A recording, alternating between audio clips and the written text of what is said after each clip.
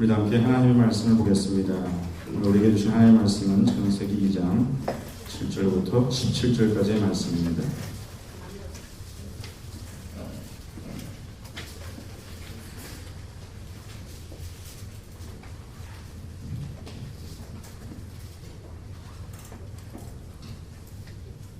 창세기 2장 7절부터 17절까지 하나님의 말씀 함께 받도록 있습니다. 여호와 하나님이 땅의 흙으로 사람을 지으시고 생기를 그 코에 불어넣으시니 사람이 생명이 되니라. 여호와 하나님이 동방의 에덴에 동산을 창설하시고 그 지으신 사람을 거기 두시니라.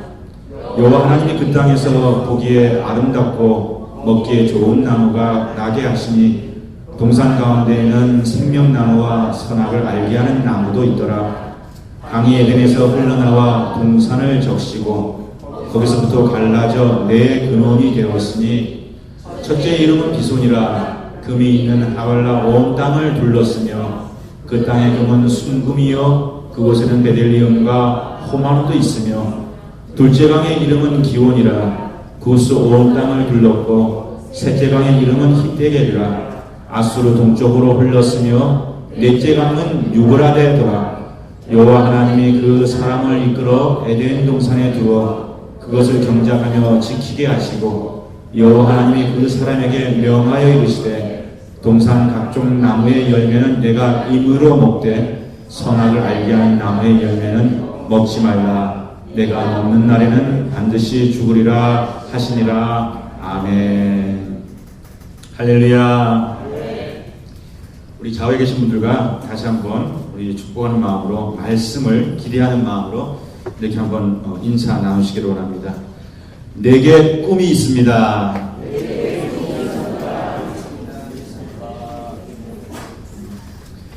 여러분에게 꿈이 있으십니까? 네. 저와 여러분에게 꿈이 있기를 원합니다. 우리 10분이는 교회에 꿈이 있기를 원합니다. 여러분, 한국이라고 하는 나라가 세계 역사에 남긴 큰 유산, 레거시가 있다는 거 여러분 아세요?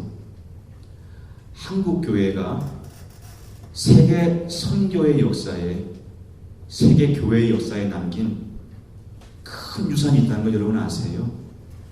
이것이 굉장히 중요하고 큰 유산인데 그것을 우리가 몰라서는 안 되겠다는 생각을 해보게 됩니다. 먼저 한국이 세계에 남긴 큰 유산이 무엇일까 같이 생각해 볼 수 있었으면 좋겠습니다. 여러분, 한국이라고 하는 나라는요, 지난 45년 이전에 일제 식민 통치를 받았습니다. 일제 식민 통치를 받고 가난하고 못 사는 나라였어요. 가난하고 못 살고 일제 식민 통치를 받아서 소위 말해서 저개발 국가, 그 대열에 들었던 나라가 대한민국이었습니다. 그런데 그렇게 가난한 나라로, 힘없는 나라로, 자기 나라 하나를 보살피지 못했던 나라로 시작했던 후발주자 대한민국이 반세기, 50년이라고 하는 시간이 흐르기 전에 세계의 최강한 나라들과 함께 세계의 경제 문제를 함께 논할 수 있는 OECD 국가의 대열에 들어갈 수 있었던 것은 세계 역사의, 경제 역사의 유례가 없는 레거시, 유례가 없는 역사를 만들어낸 민족이 어느 민족이요? 코리안, 한민족이라는 거예요. 제가 그 자세한 이유를 알지 못하지만 지금 OECD 국가가 약 한 30개국 있는데요. 아시아의 국가들 중에서 OECD, 그래서 세계 경제 모든 문제를 함께 협의하는 그 단체 회원으로는요, 한국하고 어느 나라가 있는지 아십니까? 한국하고 어느 나라? 중국이 아니고요, 일본입니다. 그러니까 중국이 세계 2강인데도 중국도 아직 무슨 이유인지 제가 모르겠어요. 중국도 아직 못 들어. 아시아에서는 두 개 나라, 한국과 일본만 들어가 있는 그런 위치에 세계에 영향력을 미칠 수 있는 나라로 반세기가 가기 전에 그렇게 큰 나라는요, 그렇게 성장한 나라는 근현대 역사에 없기 때문입니다. 그것이 대한민국이 한민족이 남긴 역사의 큰 레거시, 유산이라고 하는 거예요. 지금 우리가 대한민국은 G20이라고 해서 세계 20개국 안에 들어가는 그런 경제력과 그런 정치력과 외교력을 가지고 있는 나라로 발전하게 된 것이요. 불과 지난 몇십 년의 세월이었고요.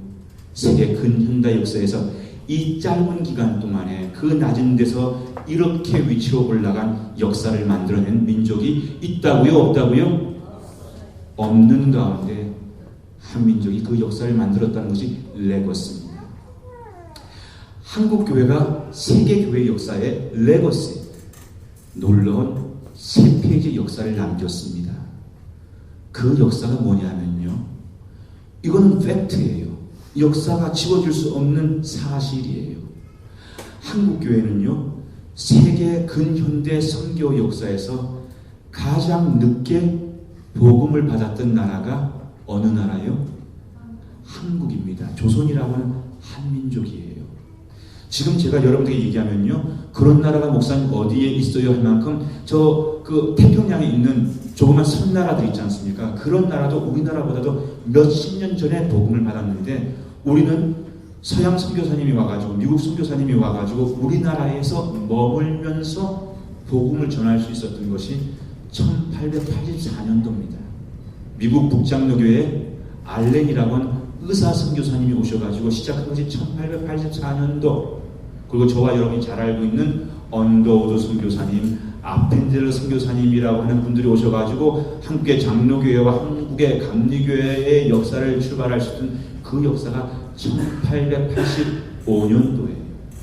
1885년도라고 하는 것은 거듭 말씀드리지만요, 세계의 많은 나라들, 수백 나라들인데 그 수백 나라들에게 이미 복음이 1860년도에, 1830년도에, 1800년도에, 1870년도에 다 들어갔는데 1884년도라고 하는 것은 꼬레비에 해야 되는 선교의 역사라는 말씀입니다. 그런데 그 꼬레비에 복음을 받은 한민족이, 한국교회가 그 짧은 시간에, 100여 년의 짧은 시간에 가장 놀라운 성장을 이루어낸 교회가 되었을 뿐만 아니라요, 지금 오늘 현재 가장 많은 선교사를 미국 다음으로 보내면서 선교에 참여하고 있는 교회가 어느 교회라고요? 한국교회. 미주에 있는 우리를 포함한 한국교회라고 하는 사실이 세계 선교 역사에 유례가 없는 레거시, 새로운 전통으로 기록되고 있다는 것입니다. 여러분, 세계 어느 나라도 만들어내지 못한, 세계 어느 교회도 만들어내지 못한 그 역사를 만들어낼 수 있다라고 하는 것에는 뭔가 이유가 있지 않겠습니까? 뭔가 팩터가 있지 않겠습니까? 그와 같은 경제력을 만들어낼 수 있는 그 민족의 힘이라고 하는 이유가 있을 것이고, 그리고 그 같은 교회, 선교하는 교회로 세워질 수 있는 그 교회의 힘이라고 하는 이유가 있지 않겠습니까? 여러분, 그 이유를 뭐라고 생각하시는지 한번 곰곰이 스스로에게 한번 묵상해 보시길 바랍니다. 그리고 제가 여러분과 함께 오늘 말씀을 통해서 적용하기를 원하는 것은요, 그렇게 한국 민족과 한국 교회가 세계 유례가 없는 이와 같은 레거시를 만들 수 있었던 이유, 그 이유는요, 그런 면에서 한국 민족의 약점이 아닌 장점일 것이고요, 한국 교회의 단점이 아닌 강점이 될 수 있기 때문입니다. 세상에 약점 없는 사람 없고요, 약점 없는 민족 없고요, 약점 없는 교회 없습니다. 그러나 반대로 세상에 강점 없는 사람 없어요. 강점 없는, 스트렝스 없는 민족 없습니다. 강점, 스트렝스 없는 교회도 없습니다. 오늘 이와 같은 이야기를 통해서 저는 우리 씨 뿌리는 교회가, 씨 뿌리는 사람들이, 저와 여러분이 우리에게 늘 있는 것, 늘 있는 것이 뭐라고요? 약점과 강점이 늘 있는 거예요. 장점과 단점이 늘 있는 거예요. 그런데 우리 씨 뿌리는 사람들, 하나님 믿는 사람들, 우리 씨 뿌리는 교회는요, 약점이 아닌 강점을 보고, 단점이 아닌 장점을 보고 주님의 교회를, 하나님의 나라를, 하나님의 성전을, 정원을 섬겨갈 수 있기를 주님의 이름으로 축복합니다. 결국 장점이든 단점이든 인생이 이 땅을 살아가면서 완성이라고 하는 것은 없겠지요. 그러나 중요한 것은 관점이고 태도입니다. 우리의 태도가 어디를 바라보고 있는가에 우리의 인생의 그림이, 우리 교회의 족적의 그림이 만들어지게 될 것이고요. 그런 면에서 우리 한국인들이 우리에게 좋은 것이 많이 있고 나쁜 것도 많이 있어요. 근데 이 나쁜 것에 우리의 마음을 빼앗기고 집중하기보다는 좋은 것이 더 좋은 것이 되게끔 하는데 우리의 에너지가 더 들어갔으면 좋겠고요. 특별히 우리 씨 뿌리는 교회에서도 우리에게 단점과 약점이 있지만 장점과 강점으로 우리의 교제와 우리의 믿음이 더 깊은 것, 아름다운 것이 될 수 있기를 간절히 소망합니다. 예.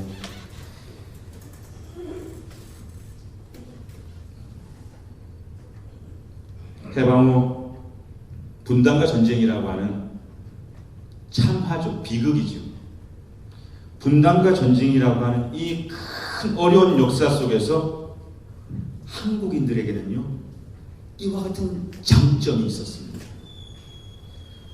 잘 살아보세, 잘 살아보세, 우리도 한번 잘 살아보세. 이 가운데 그 노래 부르면서 자랐던 분들 많이 계시죠? 그 노래 따라 부를 줄 모르는 분들은 그 세대, 이후 세대인 것 같고요. 잘 살아보세, 잘 살아보세, 우리도 한번 잘 살아보세라고 하는 아무것도 없었어요. 전쟁 끝나고 난 다음에 60년대 초에 대한민국에 아무것도 없었어요.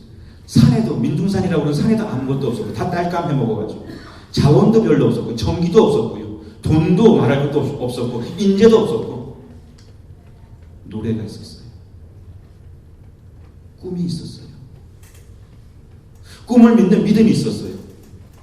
그것이 우리가 신앙의 힘이라고 얘기하지 못한다 할지라도 적어도 경제적으로 보다 나은 내일을 믿을 수 있는 그와 같은 국민의 단결된 마음들이 있었다는 것입니다. 잘 살아보세요. 잘 살아보세요. 우리도 한번 잘 살아보자 말이야라고 하는 그런 노래가 있었을 때 그 노래를 품고 열정을 다할 수 있었던 성실한 민족이 있었단 말입니다. 노력하는 할아버지 할머니, 노력하는 아버지 어머니가 계셨기 때문에 오늘 이와 같은 신화와 같은 레거시를 대한민국이 만들어낼 수 있었고요. 이것은 우리 한국 사람들 분열 많이 한다, 잘난 척 많이 한다, 많은 단점이 있음에도 불구하고 한국 사람들이 있는 강한 강점을 보자고요. 그 강점은 우리에게는 꿈이 있었습니다. 열정이 있었습니다. 성실함이 있었습니다. 노력함이 있었습니다. 이민사회 역사를 보시자고요. 30년을 미국에 살았다고 하는데도 영어를 그렇게 못할 수 없어요. 40년을 사셨다고 하는데도 미국을 그렇게 모를 수가 없어요. 그런데 한 가정을 지키고 한 기업을 지키면서 이만큼 그 경쟁이 치열한 이 이민 미국 사회 속에서 한민족 공동체와 교회를 세워가는 많은 선배들을 우리가 만날 수 있는 이유가 무엇입니까? 그분들 모두에게 그리스도 예수에 대한 믿음이 있었는지는 모르겠어요. 적어도 그 어머니 아버지들에게는요, 내 자식은 나보다 더 좋은 내일을 선물해야지 라고 하는 자녀들에 대한 꿈이 있었단 말입니다. 그 꿈이 있으니까는요, 말이 못되고 거기까지 오는 길에 얼마나 많은 눈물과 고통과 아픔이 있었겠습니까? 그 아픔을 누구한테 가가지고 위로받을 수 있었겠습니까? 꿈이 있으니까 포기하지 않았던 거예요. 꿈이 있으니까 참아낼 수 있었던 거예요. 꿈이 있으니까 그 피곤한 무거운 몸을 이끌고 그 다음 아침에도 일어나서 그 일상의 자리를 나아갈 수 있었던 성실함이 있었고, 그 성실함이 오늘의 코리안 스몰 비즈니스를 만들고요, 오늘의 많은 한민족 이민교회를 세워가는 선배들의 힘이었음을 우리는 기억할 수 있어야 할 것입니다. 여러분, 정말 대한민국이 정말 잘 살아보세요라는 그 꿈을 가지고 달려갈 때 그 꿈 속에는요, 많은 부작용도 있었습니다. 도시화라고 하는 거, 산업화라고 하는 거, 빈부의 계층화라고 하는 거, 그리고 군사독재와 부패라고 하는 현실의 많은 어려움과 부작용이 있었음에도 불구하고 대한민국은, 우리의 선배는요, 긍정을 붙잡았어요. 안 된다는 부정을, 절망을 붙잡은 게 아니라 희망을 붙잡았어요. 노력하지 않는 것이 아니라, 포기하지 않는 것이 아니라 노력하는 것을 붙잡았기 때문에 오늘과 같은 그 역사를 일궈낼 수 있었다는 것입니다. 한국교회는 정말 가장 복음을 늦게 받아들였던, 세계에 정말 복이 드문 후발 복음을 들은 나라라고 말씀을 드렸습니다. 그런데 여러분, 한국교회는 그렇게 늦게 출발했음에도 불구하고 니비오스 플랜, 네비오스 정책이라고 그러죠. 우리 교회는 우리 스스로가 책임지겠습니다. 돈도 없는데, 능력도 없는데, 네비오스 플랜이라고 하는 그 선교 정책을 적용하고 그 선교 정책이 성공한 거의 유일한 교회 가운데 한 교회가 어느 교회라고요? 한국교회예요. 한국교회. 우리 교회는 우리 스스로가 책임집니다.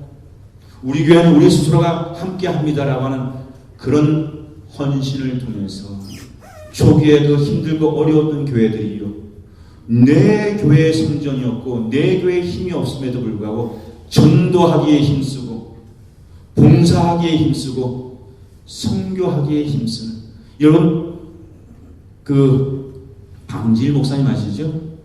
나이 연세가 102세 되신 분, 지금도 활동하시고 올해도 뭐 연초에 그 뉴욕을 오신다는 소식을 들었는데, 방질 목사님의 그 아버님 되시는 목사님이 그 어려운 시기에 한국교회, 우리는 선교하는 교회로 서기를 원한다고 해가지고 없지만은 중국 상동성으로다가 선교사를 보냈던 교회가 한국교회였습니다. 그래서 한국교회는 지금도요, 한국교회는 사도행전 29장을 쓰는 교회가 되기를 소망하는 그런 교회들이 가득한 교회가, 선교하는 교회 한국교회였기에 오늘 이와 같은 선교와 이와 같은 은혜를 입을 수 있게 되었다는 것이죠. 그러나 여러분, 사도행전이 29장까지 있죠? 몇 장입니까? 예, 사도행전은 29장이 아니라 28장까지 있어요.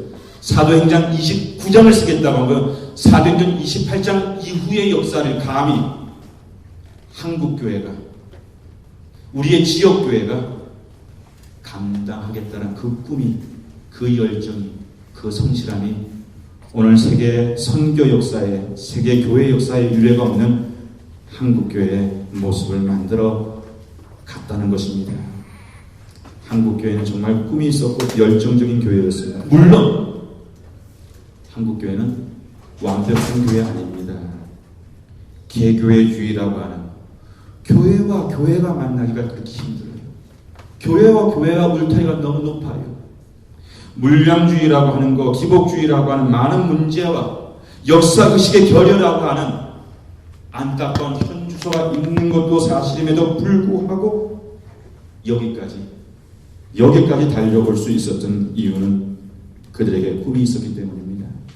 사랑하는 가족 여러분, 꿈이 있을 때 한국은요 강했습니다. 꿈이 있을 때 한국교회는 강한 교회로 하나님의 사명을 감당할 수 있었습니다. 미국도 그래요. 아메리칸 드림, 미국도 이 나라가 어떻게 시작한 나라입니까? 꿈으로 시작한 나라입니다. 청교도들이 영국교회를 보니 영국교회 현실이 너무 썩어 있었어요. 영적으로나 모든 면에서. 그 안에서 계획을 하는 것이 너무 힘이 들었습니다. 꿈을 꾸고요, 꿈을 놓고 기도하는 가운데 새로운 신대륙에서, 아무것도 없는 고생이 있는 그 대륙에서 그 꿈을 꾸고 그 교회를 세움으로 그 교회가 모교회가 되는 영국교회를 개혁할 수 있는 새로운 아버지의 축복의 통로가 될 것이라고 하는 확신을 가지고 시작한 나라가 어느 나라요? 미국. 청교도의 꿈에 의해서 출발한 미국이라고 하는 나라고요. 그 이후에 아메리칸 드림을 통해서 전 세계 미국이라고 하는 나라는 성실하면은, 열심을 하면은 그 기회에 균등한 평등에 의해서 내가 잘 살 수 있다는 그 꿈을 가지고 많은 민족들을 불러들이며 그 민족들에 의해서 오늘로 클 수 있었던 나라가 또한 미국이었고, 미국이 강할 때는요, 꿈이 있을 때 미국이 강했던 것입니다. 꿈꾸는 교회, 비전을 품는 성도는 그런 점에서 강합니다. 자녀들을 향한 꿈이 있는 엄마와 아빠는요, 그런 면에서 강합니다. 여러분, 잠언서 29장 18절 말씀 한번 찾아주세요.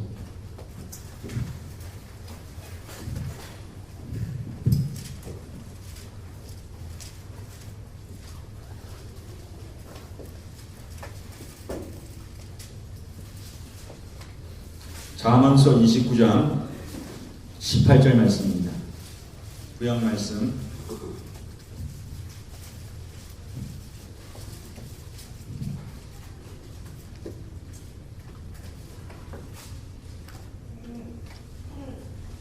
우리 다 함께 하나님의 말씀 갖도록 읽겠습니다.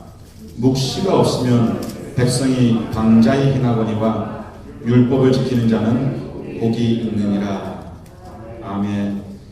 이것이 약간 고식 표현이 담겨져 있어서 여러분들에게 이 메시지가 얼만큼 충분히 전달될 수 있는지 모르겠어요.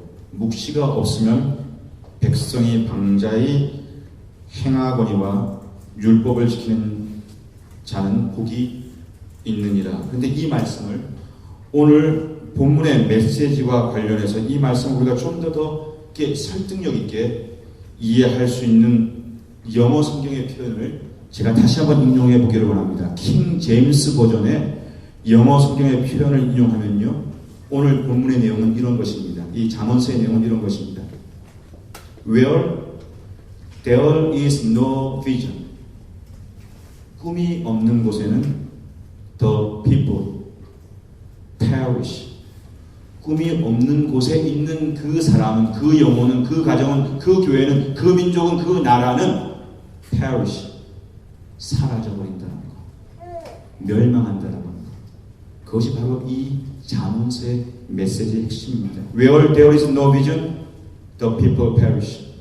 비전이 없는 영혼에는요, 생명이 없다는 거예요. 꿈이 없는 가정에는요, 비전이 없는 교회에는, 꿈이 없는 민족은 어떻게 된다고요? perish, 없어진다는 거예요. 사람이 사는 참된 가치가 무엇입니까? 가치 있는 것을 추구하는 인생이 그 살아있는 인생 아니겠어요? 하나님 없는 인생을 성경은 죽었다고 그러지요. 하나님과 함께 살아가는 그 가치 있는 인생, 그것이 살아있는 인생일 텐데, 그 꿈이 없는 민족은 the people perish라고 얘기하고 있습니다. 역사에 그 어떤 흔적도 남길 수 없는 것. 우리 하나님께서 저와 여러분 씨뿌린 교회에 꿈을 주셨습니다. 비전을 주셨습니다.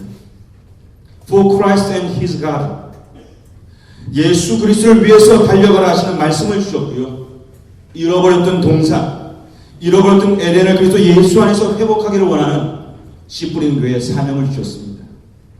창세기 1장 2장에 하나님의 기쁨과 기대에 대한 뜨거운 확신을 주셨고, 하나님이 이 세계를 지으시면서 이 세계를 이렇게 기뻐하셨고 사랑하셨고, 저와 여러분 아담을 그렇게 기뻐하셨다고 하는 분명한 확신을 주셨습니다. 이것이 옛날 이야기가 아니라 오래된 사건이 아니라 오늘 우리의 사건이 되어야 된다라고 하는 그와 같은 확신을 주셨습니다. 창세기 3장에 하나님의 아픔과 사랑을 통해 잃어버렸던 동산, 그 무너진 에덴을 회복하라 하시는 벅찬 꿈을 저와 여러분에게 주셨습니다.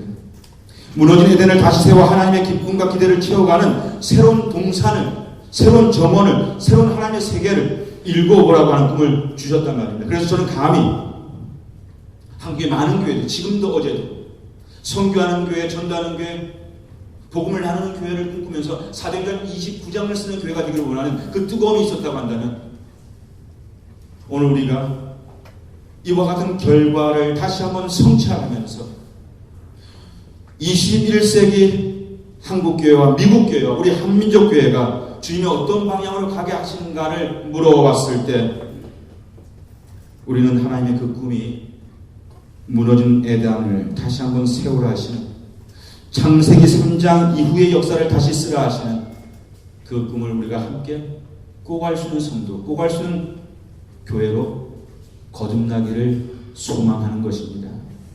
여러분, 창세기 1장과 창세기 2장 이후에 그 많은 성경책이 창세기 3장 이후입니다. 그런데 창세기 3장 이후에 하나님이 이 기쁨을 만나지 못했고, 하나님은 이 놀라운 역사를 보지 못하는 안타까움을 우리에게 소개해 주지 있지 않습니까? 오늘 저와 여러분이 그 꿈을 받았습니다. 그 꿈을 통해서 새로운 에덴에 대한, 새로운 에덴의 동산직에 대한 꿈을 꿔가기를 소망합니다. 에덴 동산은 여러분 잘 아시는 것처럼 아담을 위해서 하나님이 만들어준 작품이에요. 에덴 동산은 아담을 향한 하나님의 오리지널 플랜, 계획이었습니다. 에덴 동산은요, 아담을 향한 창조주 하나님의 거룩한 expectation, 기대였어요. 그것이 바로 에덴 동산을 창설하신 하나님의 뜻이었다는 얘기입니다. 그리고 에덴 동산의 동산지기로 누구를 세웠습니까? 아담을 세우지 않았습니까? 에덴 동산의 동산지기로 에덴을 세웠습니다. 다시 해서 최초의 인류 아담의 첫 번째 작은요, 가드너였어요. 동산지기였어요. 그것이 저의 하나님으로부터 부여받은 사명이었습니다. 가든 오브 이든. 여러분, 에덴이라고 하는 이 히브리 말의 어원적 의미, 에덴이 무엇을 뜻하는지 아십니까? 에덴이라고 하는 이 동산의 이름, 에덴은요, 조이, 기쁨을 의미해요. 에덴, 기쁨의 정원, 즐거움의 동산, 행복한 동산이 무슨 동산? 에덴 동산의 그 이름이 지니고 있는 함의적 의미입니다.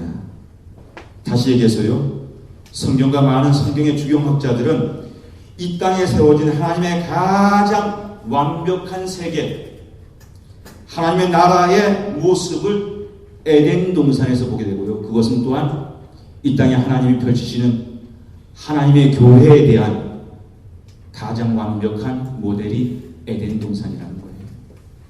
그리고 그 동산, 그 하나님의 완전한 교제가 있는 교회는요, 무엇이 넘쳐나는 동산, 무엇이 넘쳐나는 공동체라고요? 기쁨의 동산인 거예요. 행복의 동산인 거예요. 즐거움이 가득한 정원이라는 말씀입니다. 여러분, 우리가 우리의 건강하게 대한 나름대로 우리의 잣대가 있습니다. 자꾸만 피곤하고 이렇게 식욕이 떨어지고 뭔가 조그만 일을 해도 내 몸에 무리가 오고 이렇게 할 때 내 몸에 이상이 있구나, 내가 좀 더 쉬어야 되겠구나, 내가 의사를 만나야 되겠구나라고 우리가 자각 증세를 일으키는 우리의 건강의 잣대가 있습니다. 마찬가지로 오늘 우리가 이 말씀을 통해서 기억해야 될 것이 있습니다. 하나님의 동산, 하나님의 물든 동산과 같은 건강한 영혼을 가지고 신앙생활하는 우리의 건강함의 잣대가, 척도가 무엇인가?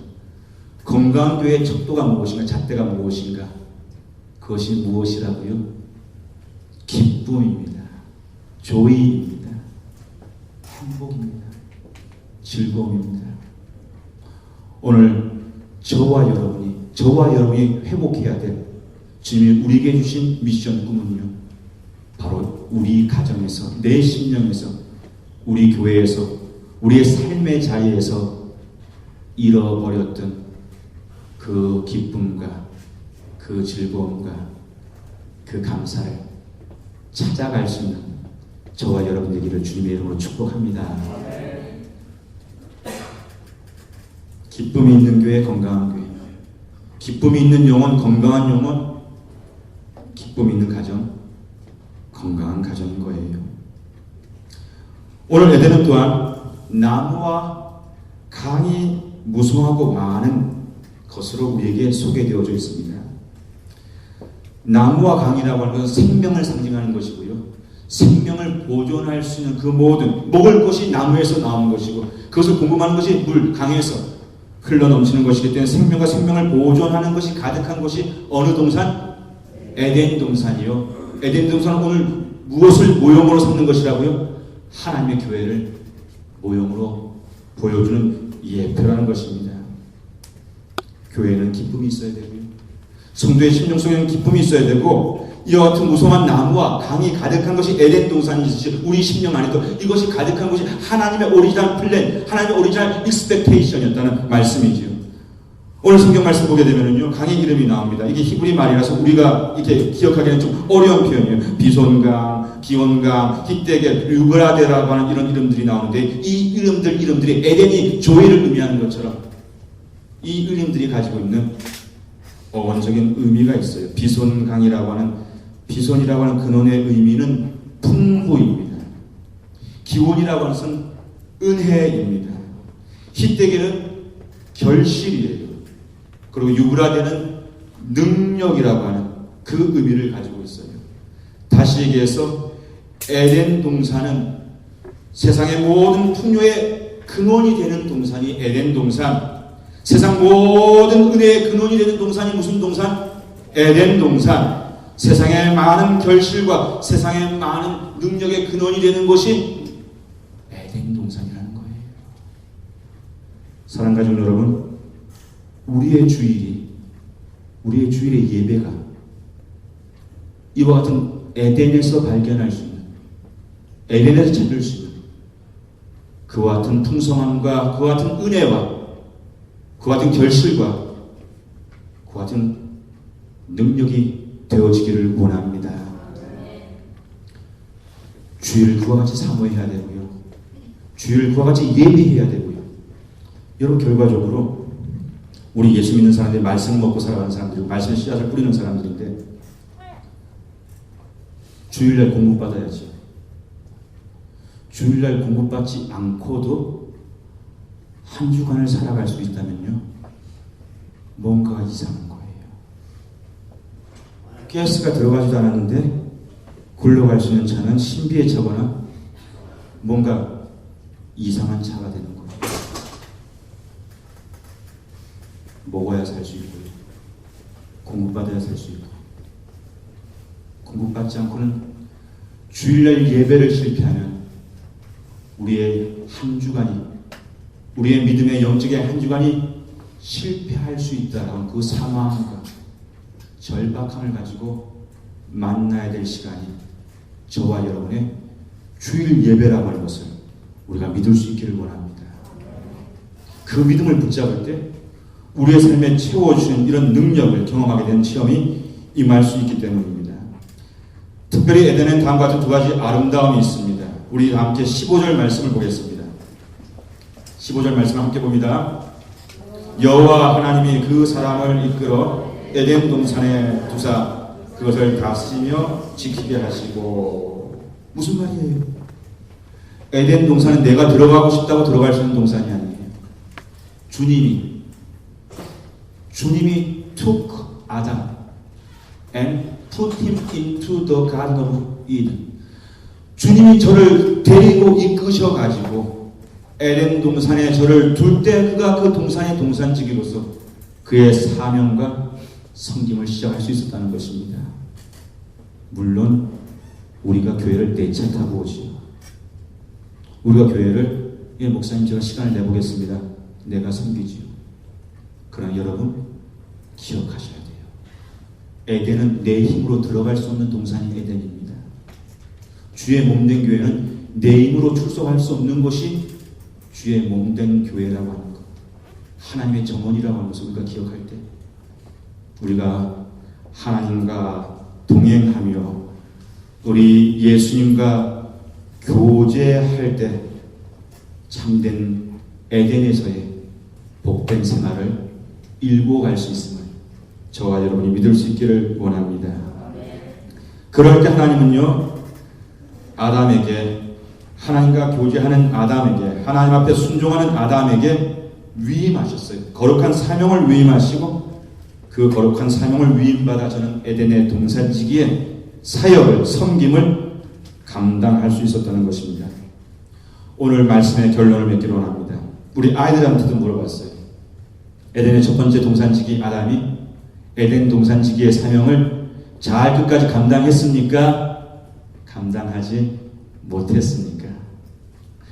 끝까지 감당했다고 생각하시는 분 손 들어보세요. 끝까지 감당하지 못했습니다. 끝까지 감당하지 못했습니다. 실패했어요. 첫 번째 동산지기의 사역을, 임무를 실패했습니다. 그리고 그 실패한 사람이 누구라고요? 그 실패한 사람이 누구라고요? 그 실패한 사람이 아담이고요. 그 실패한 사람이 누구라고요? 하와고요. 그 실패한 사람이 누구라고요? 아담과, 가만히 있어. 아담이고 하와고, 그 다음에 아담과 하와가 되는 건가요? 그 실패한 사람이 누구라고요? 나예요. 그 실패한 사람이 나예요. 실패할 수밖에 없는 사람이 나예요. 성경은요, 거듭내기 딱 두 장만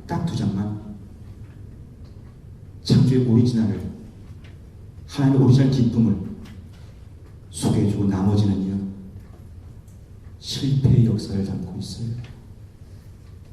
성경은요, 기원, 비기닝, 시작을 얘기하는 것이 아니라, 여러분 잘 들으세요. 성경은요, 성경의 더 많은 지면은요, 66권의 나머지 전체 페이지는요, 시작이 아니라 새로운 시작을 가르치고 있습니다.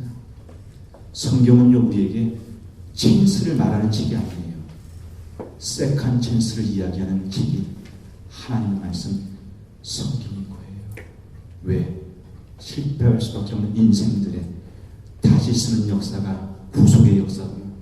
실패하는 인생들에게 다시 시작할 수 있는 기회를 주는 책이 무슨 책? 성경책이기 때문에, 성경이 시작을 얘기하는 책이 아니라 새로운 시작을, 출발을 얘기하는 책이 아니라 새로운 출발을, 기회를 얘기하는 책이 아니라 세컨 찬스, 두 번째 기회를 설명하는 책이 하나님의 말씀, 성경이라고 하는 것을 우리가 믿을 때, 사랑하는 가족 여러분, 저와 여러분이 다시 출발할 수 있게 되는 거예요. 다시 시작할 수 있게 되는 거예요. 사람들이 나를 어떻게 평가하든, 내 가족이 나를 어떻게 정지하든,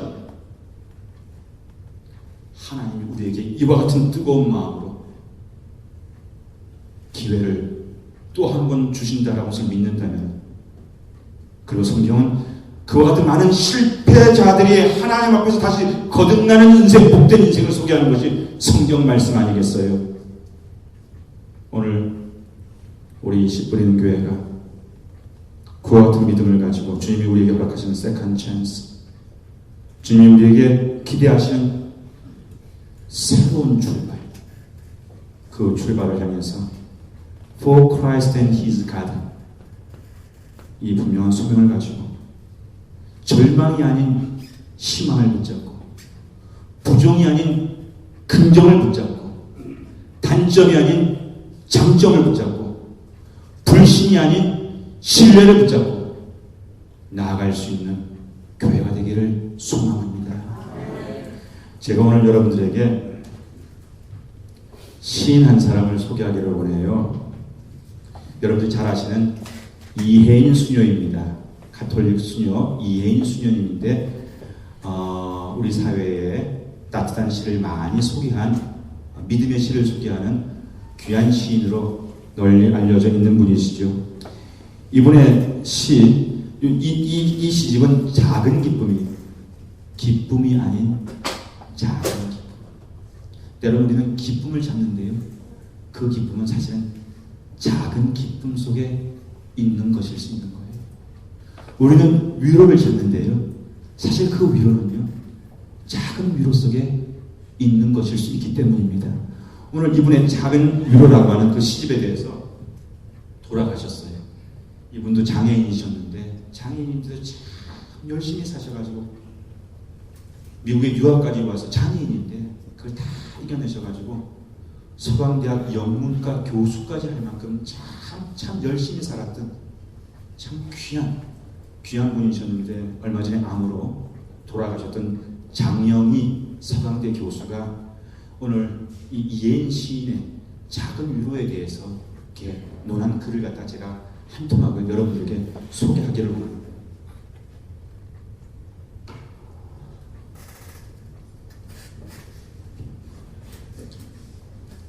안경을 벗어야지 보입니다. 수녀님의 시를 읽는 나는 새삼 내가 사랑받는 사람이구나 라고 하는 기쁨을 느꼈다. 누구에게나 아낌없이 당신의 마음 한켠을 내주시리라는 그 약속이 너무나 고맙고, 힘들고 버거워도 이 세상은 결국 아름다운 곳이라는 그 찬란한 믿음이 내게 고스란히 전해오기 때문이다.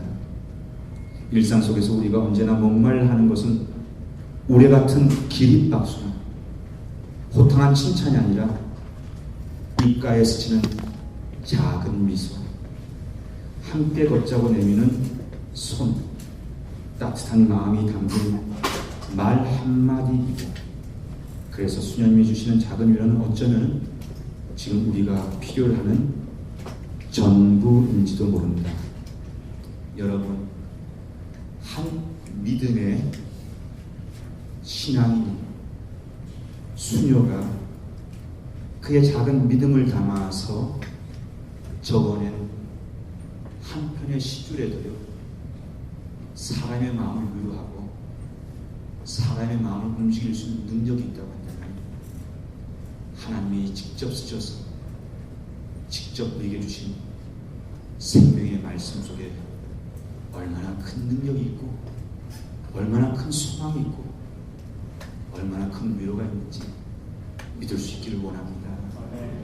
그것이 오늘 우리가 붙잡는 하나님의 말씀입니다. 그리고 우리는 이 말씀의 씨앗에 뿌릴 거예요. 먼저 어디에? 우리의 영혼에 옥토하게 되기 위해 우리의 영혼에 뿌릴 거예요. 오늘 우리는요, 큰 것을 기대하지만 여러분, 한 번씩 오늘 우리 안영산 권효준 자매가 한국에서 시집장가 들어가지고 왔으니까 우리 다 일어나서 박수 칩시다. 이런 박수도 우리에게 힘이 될지 모르겠지만, 우리에게 힘이 되는 것은요, 그 한 번의 큰 박수가 아니라 작은 미소예요. 작은 손길이에요. 매주 만날 때마다 만나면 보고 싶고, 만나면 고맙고, 만나면 돌아가서도 행복할 수 있는, 사랑하는 시프님 가족 여러분, 우리의 세컨 찬스가요, 거꾸로 돌아가는 것이 아니라 앞으로 나아갈 수 있는 복된 것이 되기를 원합니다. 오늘 우리 좌우에 계신 우리 벗들, 동력자님들, 선배들, 후배들, 요라야 이러지 말고 따뜻하게 살포시 손 한 번 잡아주세요. 손 한 번 잡아주세요. 손 한 번 잡아주세요. 손 한 번 잡아주세요.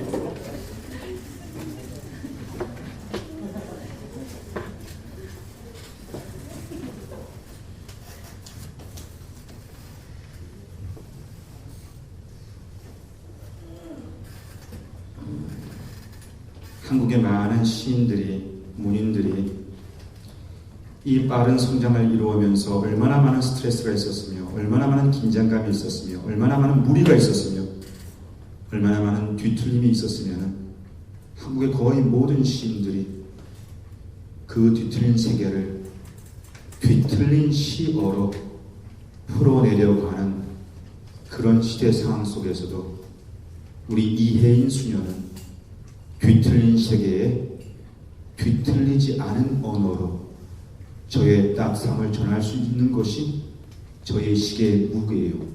저의 시의 힘이라고 하는 말을 오늘 평론가가 하고 있는 것을 제가 읽으면서요, 뒤틀린 세계, 실패한 세계, 무던진 에덴이라고 하는 우리의 현실 앞에 저와 여러분이 지는 자가 아니라 그래도 세상은 살만한 것, 그래도 세상은 아름다운 것, 그래도 우리 교회는 행복한 교회라고 하는 그 믿음을 붙잡으며 새로운 에덴 동산을 일고 갈 수 있기를 주님의 이름으로 축복합니다.